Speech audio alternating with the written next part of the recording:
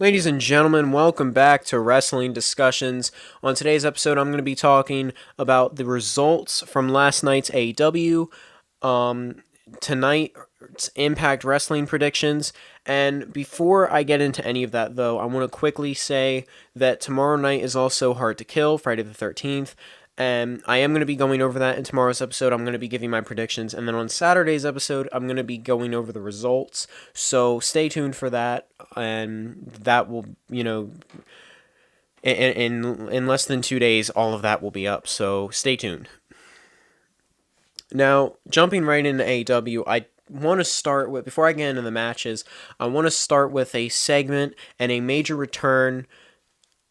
Adam Cole. Adam Cole's officially back in AEW. He even stated while on the AEW, while cutting his promo, that he's not going anywhere. Any rumors of him going to another company, in this case, I guess WWE, he shut them down and he said, "I'm staying with AEW. I'm not going anywhere." Personally, I find this interesting, as I was someone that was a strong believer that he was going to go back to WWE with Triple H, and this could have very well been the case. Before Vince came back into power, and so we could have seen Adam Cole come back. I'm not sure. However, Adam Cole's officially back. I'm guessing that means he's done with his injury. Same with that of, well, actually, no. I don't know about Kyle O'Reilly. I don't even know if Kyle O'Reilly still has a contract with AEW, but it looks to me as though Adam Cole is on his own. He is a single star currently.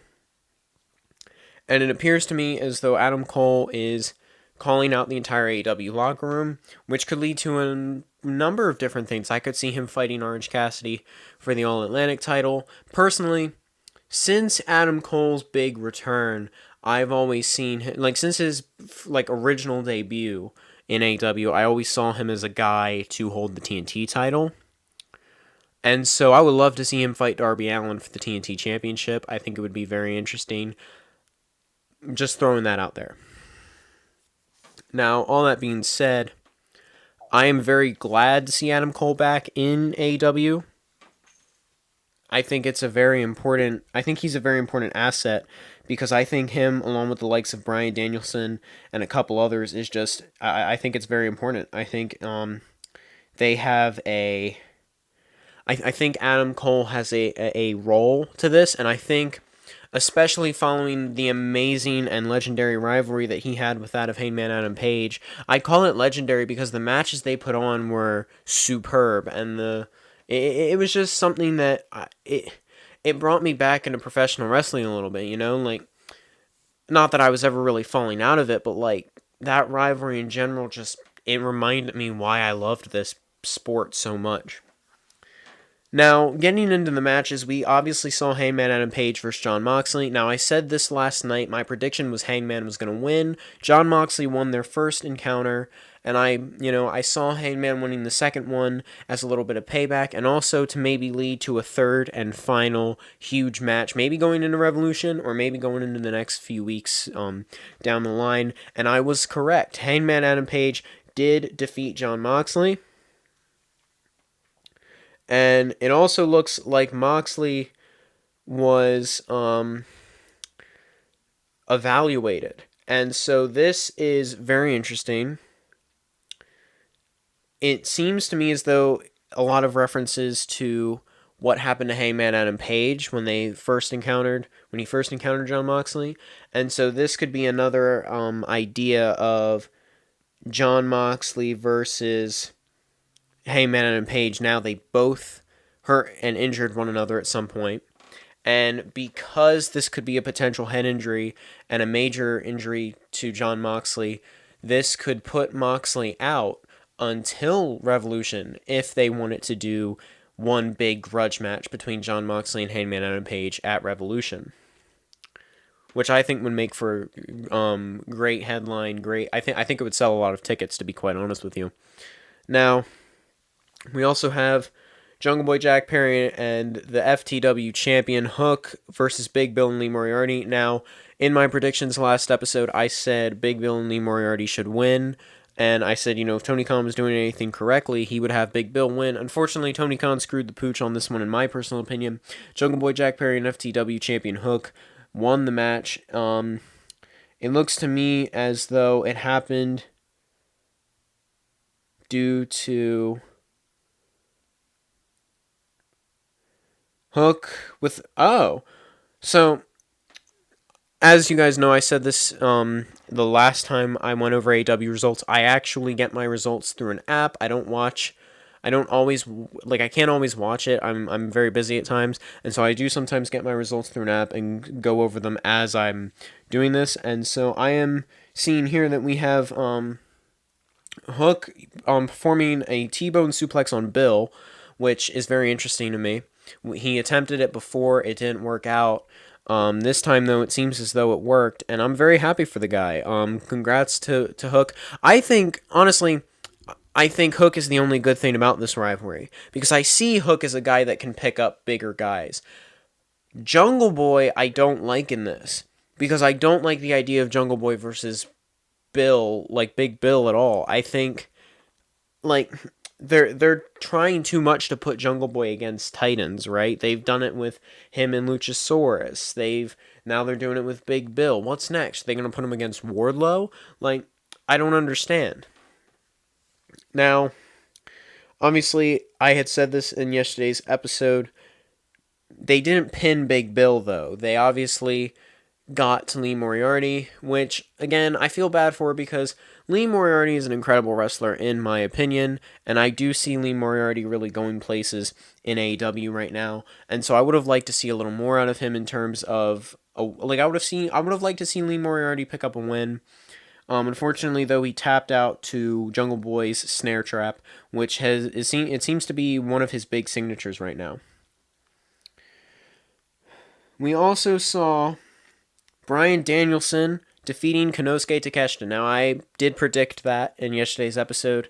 Again, Konosuke Takeshita is an incredible wrestler. I've seen him put on some of the best matches in AEW so far, especially within the past 2 years, from 2022 going into this year of 2023. However, Bryan Danielson is just one of those guys where you know he's going to win, because not only is he Bryan Danielson, the American Dragon, and he has this whole list of accolades and prestige to it, but he's also this guy who is clearly on his way to fighting MJF for the AEW World Championship. And it's not to say that I want to see that happen, it's simply to say that you know it is going to happen. You know that's what Tony Khan and AEW has planned, because let's be honest, AEW is slowly starting to become predictable in certain aspects. Not entirely predictable like that of WWE, but they're starting to become and grow slightly predictable. Whereas WWE is starting to do the opposite in the sense that they're starting to finally become a little less predictable. Not completely, but a little less. Now, we also saw JB Hayner and Britt Baker versus Saraya and Toni Storm. Now, I was actually wrong about last night's prediction when I said this. I said that I thought Saraya and Toni Storm were going to pick up the win. It looks like I was wrong. AEW Women's World Champion Jamie Hayter and Dr. Britt Baker, DMD, picked up the win. This is interesting to me. Saraya and Storm are... Saraya is a great wrestler. Storm is a great wrestler. Honestly, it looks like they're almost trying to make Jamie Hayter and DMD faces, I guess. I'm not sure. But again, the reason I wanted Saraya to win, Saraya and Storm to win, is because Saraya is new, right? She's new to AEW. And I think it's a little bit of a slap in the face to have her come in and then just lose her second match. Especially considering that, one, I'm sure people were looking forward to seeing her win. And two, even though I know she's kind of turning into a bit of a heel right now, which I hope it doesn't happen, just because I'm so tired of the idea of Saraya being a heel. We saw it in her last year of WWE, and I really don't want to see it now. I want to see her be a face for a little while. It's not fair. It's not fair. I want to see her be a face for a little while. I'm getting a little tired of Tony Khan and his sudden changes and everything. He's not his writing and storytelling doesn't even have plot anymore. It's it just disgusts me in a way, to be completely honest with you. Now, we also saw from the JAS a little bit, which again I think is important because they're obviously feuding with that of Ricky Starks and Action Andretti. Personally, I'm not the biggest fan of Action Andretti. However, I do think he's getting some interesting screen time, as well as helping put over Ricky Starks a little more. Because, let's be honest, this is the most that we've seen Ricky Starks on AEW Dynamite. He's always been a Rampage guy for quite some time since coming out of COVID and then Rampage coming on TV. He's been a Rampage guy. He's finally getting into that Dynamite card, and he's not only is he doing that, but he's doing it with some of the best wrestlers, Chris Jericho, which is huge. And I mentioned this in last week's AEW episode. Ricky Starks is an incredible athlete. No reason to compare him to that of Dwayne The Rock Johnson. Same with Chris Jericho. You can't compare him to anyone. And I think those two meld and really build each other up in what is a great light. They have great chemistry, I think. Now, here's probably my favorite match. We saw new AEW Trios champions. We saw the Elite beat Death Triangle in a ladder match for the AEW World Trio Tag Team Championships. Now, originally, last night's episode, my prediction was the Death Triangle. However, like I said, I did want the Elite to win. I'm happy they won. And I'm wondering what team is going to be the team to beat the Elite. Honestly, if I have to be completely honest with you, I think a great team to do it is that of the Best Friends and Orange Cassidy. Maybe not beat them, but maybe get in some good storytelling within what is a great match. Same with Heyman, Adam Page, and the Dark Order. I'd love to see those three go at it with the Elite. Or, if you really want to get into it, put the Blackpool Combat Club against them. Put Bryan Danielson, Claudio Castagnoli, Jon Moxley, or even put Yuta somewhere in there. I think either way it would be interesting. Could you imagine Wheeler Yuta being ringside with the Blackpool Combat Club as they're doing this trios match, and Wheeler Yuta starts fighting with Brandon Cutler?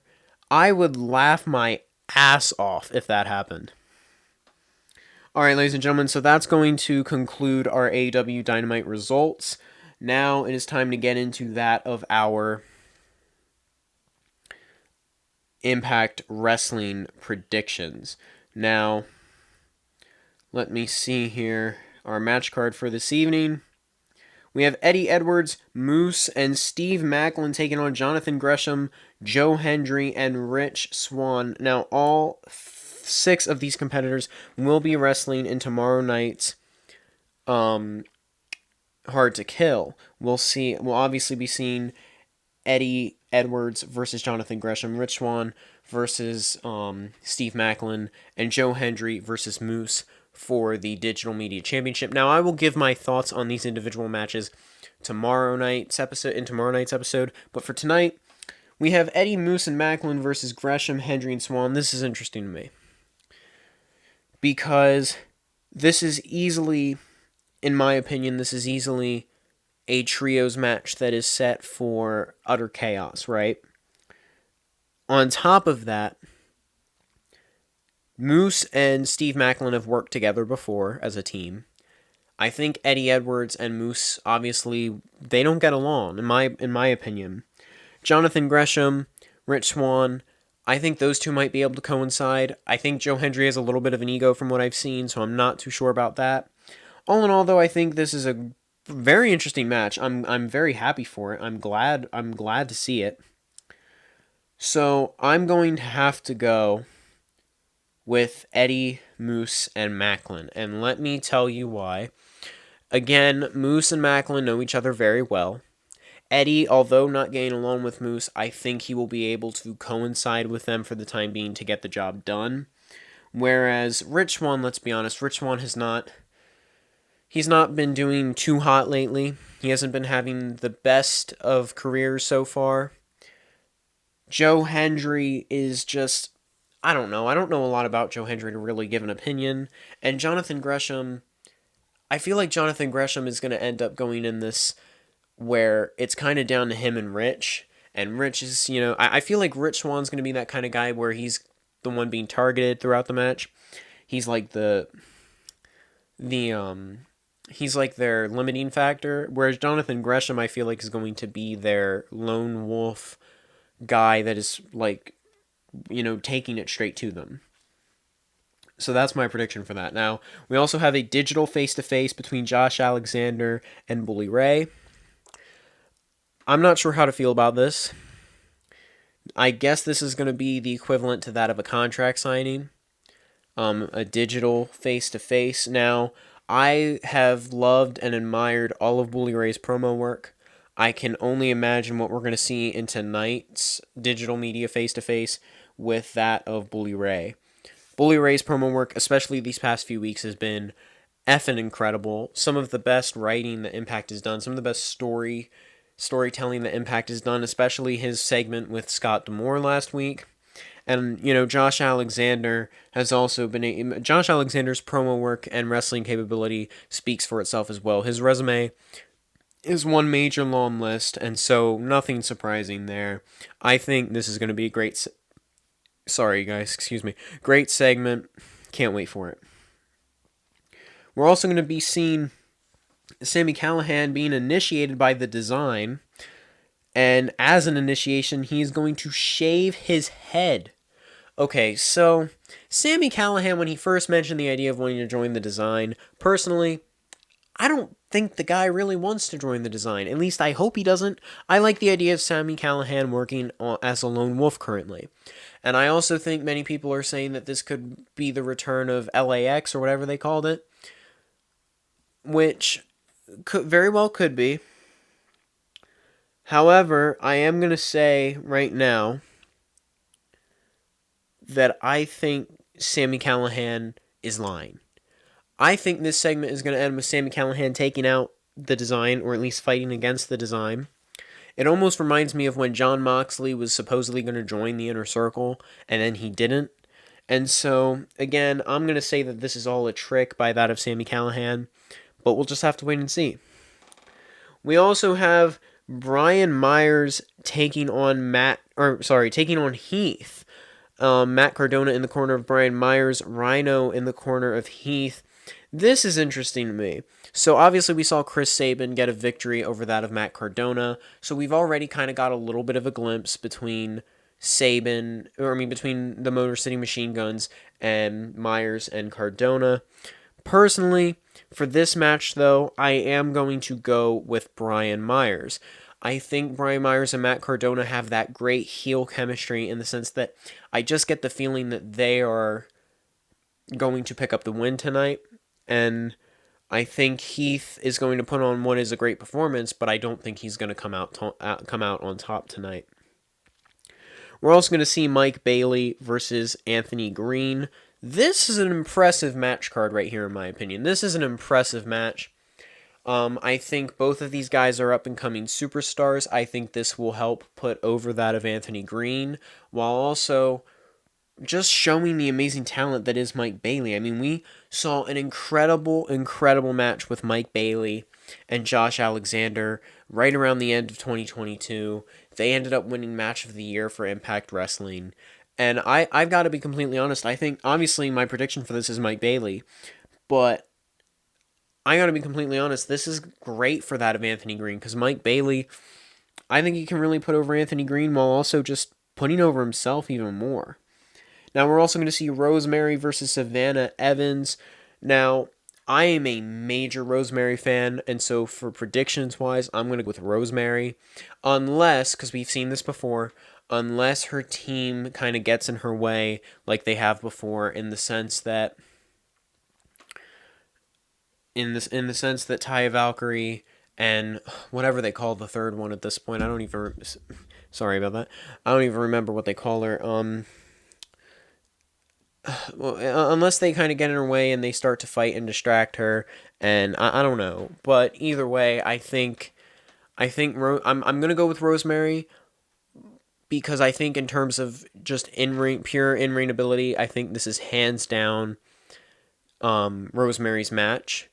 However, if you go into who has like ringside, this could be Savannah Evans. But again, final prediction, Rosemary. And ladies and gentlemen, that is going to conclude not just our predictions for tonight's Impact, but is also going to conclude tonight's episode. Thank you all for tuning in. I appreciate it very much, and I'll catch you guys in tomorrow's episode. Peace out.